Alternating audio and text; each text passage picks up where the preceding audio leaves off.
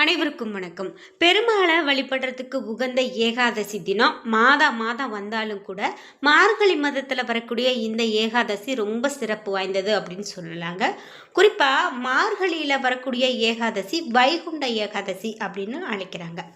இந்த வைகுண்ட ஏகாதசியில் பெருமாள் கோவில்களில் சொர்க்கவாசல் திறக்கப்படுறத நம்மளால் பார்க்க முடியும். குறிப்பாக பரமபத வாசல் திறக்கப்பட்டு அதன் வழியாக பெருமாள் எழுந்தருளி பக்தர்களுக்கு அருள்பாலிப்பது வழக்கம். சொர்க்கவாசல் வழியாக பக்தர்கள் சென்று தரிசனம் செய்வதற்காக அனுமதிக்கப்படுவாங்க. அதாவது வைகுண்ட துவார தரிசனம் அப்படின்னு இதுக்கு சொல்லுவாங்க. சரி, திருப்பதியில் இந்த வைகுண்ட ஏகாதசி அப்படின்னு பார்த்தீங்கன்னா வெகு பிரம்மாண்டமாக நடக்குங்க.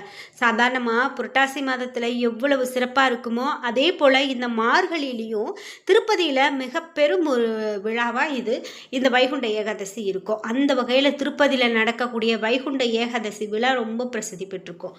எப்போவுமே திருப்பதியில் பக்தர்களுடைய கூட்டம் நிரம்பி வழியும் தான். குறிப்பாக இந்த புரட்டாசி மாதத்தில் வரக்கூடிய பிரம்மோற்சவம் மற்றும் மார்கழியில் வரக்கூடிய வைகுண்ட ஏகாதசி இந்த 2 நாளும் ரொம்ப சிறப்பாக இருக்கும். இதை பற்றி தான் நாம் அதிகமாக இந்த வீடியோவில் பார்க்க போகிறோம். இந்த வீடியோவை பார்த்துட்டு இருக்கக்கூடிய நீங்கள் திருப்பதிக்கு நீங்கள் சமீபத்தில் போயிட்டு வந்தீங்களா? உங்களுடைய கருத்துக்கள் என்ன? குறிப்பாக திருப்பதி போனால் திருப்பம் வரும் அப்படின்னு சொல்லுவாங்க. எனக்கு இன்னும் திருப்பதி போகிறதுக்கான ஒரு வழியே கிடைக்கல அப்படின்னு சொல்கிறீங்களா? ஏழுமலையானுக்கு கோவிந்தா என்ற வாசகத்தை கமெண்ட் பாக்ஸில் பதிவிட்டுட்டு மனதார நினைத்து வேண்டிக் கொள்ளுங்க. குறிப்பிட்டு இந்த திருப்பதியில் வைகுண்ட ஏகாதசிக்கு எப்படியெல்லாம் நடக்கும், நாம் வைகுண்ட ஏகாதசியை எப்படியெல்லாம் வழிபாடு செய்யணுங்கிற நிறைய தகவல்களை நான் இந்த வீடியோவில் சொல்ல போகிறேன். வீடியோவை ஸ்கிப் பண்ணாமல் பாருங்கள். நீங்கள் இன்னும் உற்சாகம் டிவி சேனலை சப்ஸ்கிரைப் பண்ணாமல் இருந்தால் சப்ஸ்கிரைப் பண்ணிக்கோங்க. கூடவே இருக்க பெல் ஐகானை மறக்காமல் கிளிக் பண்ணிடுங்க. வாங்க வீடியோக்குள்ளே போகலாம். இந்த வீடியோ பார்த்துட்டு இருக்கக்கூடிய உங்களுக்கு வாழ்க்கையில் எது பார்த்தாலும் எதிராகவே நடக்குதா, எதிர்மறையாகவே நடக்குது, எனக்கு வாழ்க்கையில் நிம்மதி இல்லை அப்படின்னு சொல்லி ரொம்பவே மனக்குழப்பத்தில் இருக்கீங்களா? இந்த வீடியோக்கு கீழே டிஸ்கிரிப்ஷனில் வராகி அம்மன் ஜோதிட நிலையத்தின் தொலைபேசி எண் கொடுத்துருக்கேன். அந்த எண்ணுக்கு தொடர்பு கொண்டு பேசி பாருங்கள். கண்டிப்பாக உங்கள் வாழ்க்கையில் இருக்கக்கூடிய எல்லா பிரச்சனைகளுக்கும் சரியான தீர்வு கிடைக்கும். நாம் இப்போது திருப்பதியை பற்றி பார்த்துட்ருக்கோங்க. குறிப்பிட்டு இந்த திருப்பதி அப்படின்னு பார்த்திங்கன்னா அதிகமான பக்தர்கள் இந்த வைகுண்ட ஏகாதசிக்கு வருவாங்க அப்படின்னு பார்த்தோம். வைகுண்ட ஏகாதசி அன்னைக்கு சொர்க்கவாசல் திறக்கப்பட்டு அடுத்த 10 நாட்களுக்கு திறந்தே வைக்கப்பட்டிருப்பது வழக்கம். இந்த 10 நாட்களுமே பக்தர்களுடைய கூட்டம் கட்டுக்கு அடங்காத அளவுக்கு அதிகரிக்கும். அந்த வகையில் இந்த ஆண்டு டிசம்பர் 30ஆம் தேதி முதல் ஜனவரி 8ஆம் தேதி வரையிலான 10 நாட்களுக்கு திருப்பதியில் சொர்க்கவாசல் திறந்திருக்கும் அப்படின்னு அறிவிக்கப்பட்டிருக்கு. வைகுண்ட ஏகாதசி விழாவை முன்னிட்டு கோவில் ஆழ்வார் திருமஞ்சனம் ரொம்ப சிறப்பாக இப்போது நடந்திருக்கு. அதே போல் ஆனந்த நிலையம் முதல் தங்க வாசல் வர இருக்கக்கூடிய சன்னதிகள், பிரசாத அறை, சுவர்கள், மேல் சுவர் உள்ளிட்ட அனைத்தும் சுத்தம் செய்யப்பட்டு பரிமள நீர் தெளிக்கப்பட்டிருக்கு. இந்த நிகழ்ச்சி காலை 6 மணி முதல் 10 மணி வரை ஆகம முறைப்படி நடத்தப்படும் அப்படின்னு சொல்லியிருந்தாங்க. பக்தர்கள் பிறகு தரிசிக்க அனுமதிக்கப்பட்டிருக்காங்க. திருப்பதி ஏழுமலையான் கோவிலில் ஒவ்வொரு ஆண்டும் உகாதி பண்டிகை, ஆணிவார ஆஸ்தானம், பிரம்மோற்சவம் மற்றும் வைகுண்ட ஏகாதசி ஆகிய விழாக்களுக்கு முந்தைய செவ்வாய்க்கிழமையில் கோவிலில் ஆழ்வார் திருமஞ்சனம் நடத்துவது வழக்கம். அதே போல தான் தற்போதும் இந்த ஆழ்வார் திருமஞ்சனம் நடத்தப்பட்டிருக்குங்க. இது ரொம்பவே சிறப்பாக நடந்திருக்கு அப்படின்னு சொல்லலாம். இந்த திருப்பதியில் வைகுண்ட ஏகாதசி மட்டும் இல்லாமல் இன்னும் ஏராளமான சிறப்புகள் இருக்குங்க. குறிப்பாக திருப்பதிக்கு நம்ம வருடத்துக்கு ஒரு முறை போய் வழிபட்டுட்டு வந்தோம் அப்படின்னாலே போதும், நம்ம வாழ்க்கையில் இருக்கக்கூடிய பல பிரச்சனைகள் தீரும் அப்படின்னு சொல்கிறாங்க. அப்படி ஏழுமலையானுடைய தரிசனத்தை பார்த்து வழிபாடு செஞ்சோம் அப்படின்னா போதும், ரொம்ப சிறப்பாக இருக்குங்க. என்னதான் மாதம் ஏகாதசி வந்தாலும் கூட இந்த வருடத்தில் ஒரு முறை வரக்கூடிய மார்கழி ஏகாதசி ரொம்ப சிறப்பு அப்படின்னு சொல்லலாம். குறிப்பாக நீங்கள் திருப்பதிக்கு எப்போ போனீங்க அப்படிங்கிற உங்களுடைய கருத்துக்களை மறக்காமல் கீழே கமெண்ட் பாக்ஸில் பதிவு. வைகுண்ட ஏகாதசி அன்னைக்கு திருப்பதியில் பக்தர்களுக்கு விநியோகம் செய்யப்படக்கூடிய லட்டு பிரசாதங்களின் எண்ணிக்கையும் அதிகரிக்கும் அப்படின்னும், அதோடு அன்றைய தினத்தில் வழக்கத்தை விட அதிக பக்தர்களுக்கு அன்னதானம் வழங்கவும் ஏற்பாடு செய்யப்பட்டிருக்கு. இன்னும் வைகுண்ட ஏகாதசிக்கு சில நாட்களே இருக்கக்கூடிய நிலையில் இந்த சொர்க்கவாசல் திறக்கக்கூடிய நாள் குறித்து நிறைய விஷயங்கள் இப்போது சொல்லிக்கிட்டே இருக்காங்க அப்படின்னு சொல்லலாம். இது பக்தர்களுக்கு பெரும் ஒரு சிறப்பாக அமைந்திருக்கு அப்படின்னு சொல்லலாம். இந்த வைகுண்ட ஏகாதசியை பற்றி நாம் பார்க்கணும் அப்படின்னு பார்த்தீங்கன்னா, மார்கழி மாதம் வளர்பிறை ஏகாதசி மிக முக்கியமாக வாய்ந்தது அப்படின்னும், திருமங்கை ஆழ்வார் இந்த ஏகாதசியை வைகுண்ட ஏகாதசி உற்சவமாக கொண்டாட ஏற்பாடு செய்தாங்க அப்படின்னு சொல்கிறாங்க. ஏகாதசி அப்படிங்கிற சொல்லுக்கு 11ஆம் தினம், அதாவது 11வது தினம் அப்படின்னு பொருள்படுது.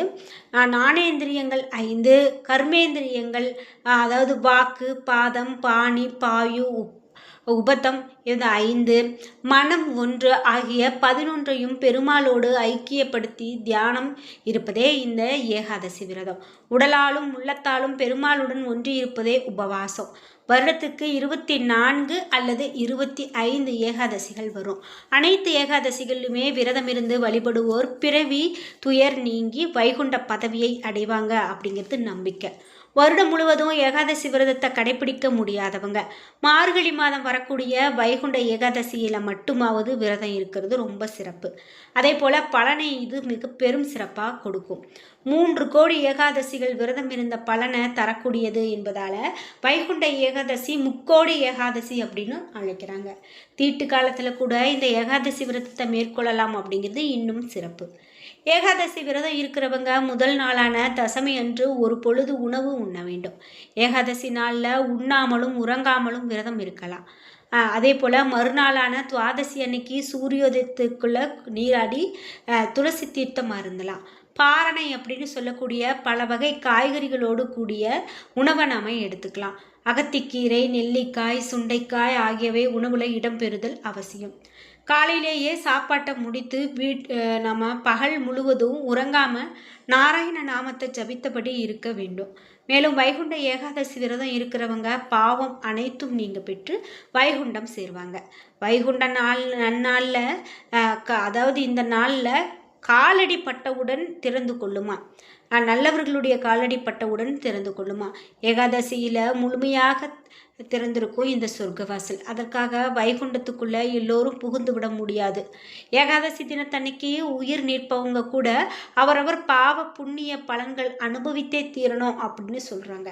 வாழ்நாள் முழுவதும் இறை பக்தியுடனும் தர்ம சிந்தனையுடனும் இனிய குணத்துடனும் இருப்பவர்களே ஏகாதசி அன்னைக்கு மரணமடைவாங்க அப்படின்னு சொல்கிறாங்க. இது சொர்க்கத்துக்குள்ளே செல்வது இவர்களுக்கு உறுதி.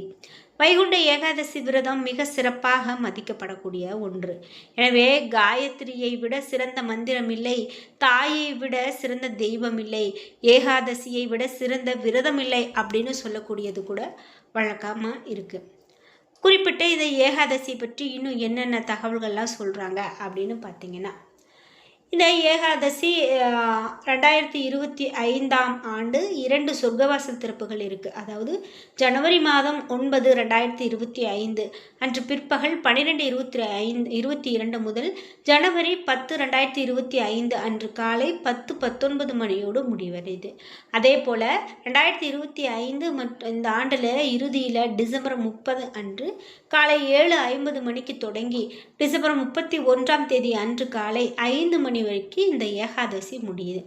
அதே போல் கைலைநாதனான சிவபெருமான் ஒரு முறை பார்வதி தேவிக்கு ஏகாதசி விரதமாகியதை எடுத்து சொன்னாரா. பார்வதி ஏகாதசி விரதத்துக்கு பாவத்தை போக்கக்கூடிய சக்தி உண்டு, அஸ்வமேத யாகம் செய்த பலனை ஏகாதசியால் பெற முடியும், 30 முக்கோடி தேவர்களும் அனுசரிக்கக்கூடிய விரதம் இது அப்படின்னலாம் சொன்னாங்களாம். உள்ளத்தின் பக்தி உணர்வுகளையும் உடலின் ஆரோக்கியத்தையும் இணைப்பது விரதம். இதனால் உள்ள தூய்மை, உடலின் அகத்தூய்மை முதலிய பல நன்மைகள் உண்டாகிறது அப்படின்னும் ஏகாதசி விரதத்தை பற்றி சொல்கிறாங்க. பத்ம புராணத்தின் படி விஷ்ணு முரண் என்ற அரக்கரோடு போரிட்டு சண்டைக்கு போனார். அந்த இடையில் ஒரு குகைக்கு சென்று ஓய்வெடுக்கவும் அரக்கர்களை கொல்ல புதிய ஆயுதத்தை உருவாக்கவும் போனாங்க. மகாவிஷ்ணு ஓய்வில் இருந்தபோது அரக்கன் முரண் அவரை குகையில் கொல்ல முயன்றாராம். இருந்தாலும் விஷ்ணுவினுடைய உடலில் முரணின் முயற்சிகள் அளிக்கப்பட்டிருக்கு. விஷ்ணு பகவான் அந்த பெண் ஆற்றலால் ஈர்க்கப்பட்டு அவளை ஏகாதசி என்று அழைத்தாராம். அவரும் அவளுக்கு ஒரு வரம் கொடுத்தாராம். அவளுடைய வரமாக அந்த நாளில் விரதம் அனுஷ்டிக்கப்படும், எவருக்கும் மோட்சம் கிடைக்கும் அப்படின்னு என்று கேட்டாங்களாம். விஷ்ணு பகவான் அவளுக்கு அந்த வரத்தை அளித்தார். அப்போதிலிருந்து ஏகாதசி அன்று இந்த நாட்காட்டி மாதமான மார்கசிர்ஷா அல்லது மார்கழியின் 11வது சந்திர நாளில் விரதம் இருப்பவர்கள் மோட்சத்தை அடைந்து சொர்க்கத்தை அடைவாங்க அப்படிங்கிறது மிக பெரும் நம்பிக்கையாக இருந்து வருது. வைகுண்ட வரலாற்றில் மற்றொரு புராண கதையும் இருக்குது. இந்த கதை அப்படின்னு பார்த்தீங்கன்னா சாகர் மத்தனம் அப்படின்னு செய்யப்படுது. இந்த சாகர் மந்தனுடைய அதாவது மந்தனுடைய போது பார்க்கடலில் இருந்து தெய்வீக அமிர்தம் வெளிப்பட்டிருக்கு. அதே போல் தேவர்களிடையே விநியோகிக்கப்பட்டிருக்கு. எனவே இந்த புனித நாளில் இறந்தவர்கள் வாழ்க்கை மற்றும் இறப்பு சுழற்சியில் இருந்து விடுபட்டு சொர்க்கம் அல்லது வைகுண்டத்தை அடைவாங்க என்று பக்தர்கள் நம்புகிறாங்க. இந்த புராணத்தை ஆதரிப்பது மகாபாரதத்தில் வரக்கூடிய பீஷ்மர் ஏகாதசி இருக்கக்கூடிய அதாவது இறக்கக்கூடிய நாள் வரை காத்திருந்த கதை. சில இடங்களில் இந்த காரணத்திற்காக பீஷ்ம ஏகாதசி அப்படின்னு கூட கொண்டாடுறாங்க. இப்படி ஏகாதசி பற்றி நம்ம நிறைய தகவல்கள் சொல்லிக்கிட்டே போகலாங்க. என்ன நண்பர்களே, இன்னைக்கு வீடியோவில் வைகுண்ட ஏகாதசி குறிப்பாக திருப்பதியில் எந்த நாளில் தொடங்குறது, என்னெல்லாம் சொல்லியிருக்காங்க அப்படிங்கிற தகவலெல்லாம் நம்ம தெரிஞ்சுக்கிட்டோம். இந்த வீடியோ கண்டிப்பாக உங்களுக்கு ரொம்ப பயனுள்ளதாகவும் பிடித்ததாகவும் இருந்திருக்கும். வீடியோ உங்களுக்கு பிடிச்சிருந்தால் லைக் பண்ணுங்கள், ஷேர் பண்ணுங்கள், கமெண்ட் பண்ணுங்கள்.